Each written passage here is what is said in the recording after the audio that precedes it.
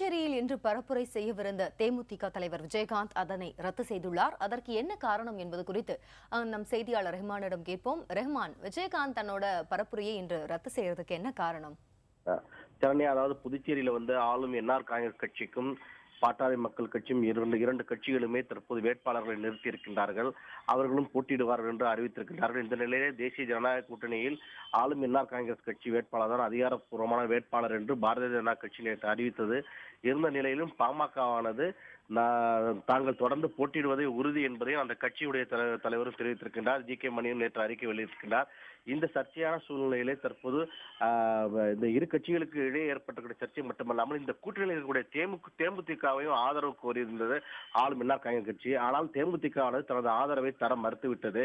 ஏனென்றால் கடந்த சட்டமன்ற தேர்தலிலே தேமுதிக போட்டியிட்டு ஆளும் என்ஆர் காங்கிரசுக்கு ஆதரவாக பிரச்சாரம் செய்தார் விஜயகாந்த்.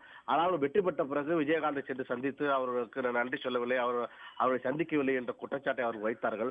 இந்த நிலையிலே தேமுதிக ஆதரவை தருவதா இல்லையா என்பது குறித்து அந்த கட்சி தலைமையிடம் விளக்கம் கேட்ட பின்பே நாங்கள் தருவோம் என்று மாநில நிர்வாகிகள் தெரிவித்தார்கள். இந்த நிலையிலே விஜயகாந்த் இந்த புதுச்சேரியிலே பரப்புரை செய்வதாக இருந்தது. ஆகவே இதற்கு காரணமாகவே இந்த பரப்புரை தற்போது நிறுத்தப்பட்டதாக சொல்லப்படுகின்றது.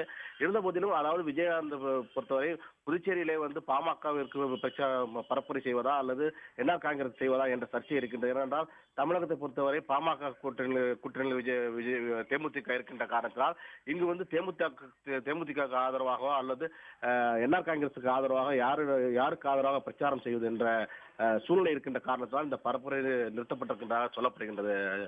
திவ்யா, ரகுமான், இப்போ கூட்டணி குழப்பம் நீடிப்பது குறித்து பாட்டாளி மக்கள் கட்சி தரப்புல என்ன கூறப்படுது? அவர்களுடைய விளக்கம் ஏதாவது தரப்பட்டிருக்கா?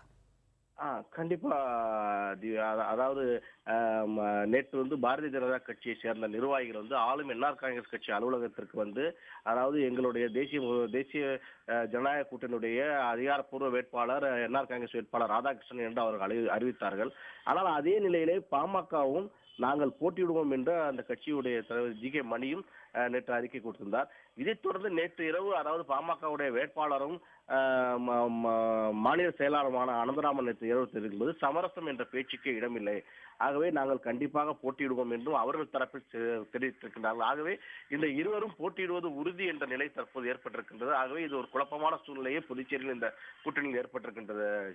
சரண்யா, சரி ரெஹ்மான், இந்த ஒரு குழப்பமான காலகட்டத்தில் கூட்டணிக்கு தலைமை வகிக்கும் பாரதிய ஜனதா ஏதாவது சமாதான முயற்சி ஏதாவது மேற்கொண்டிருக்கா?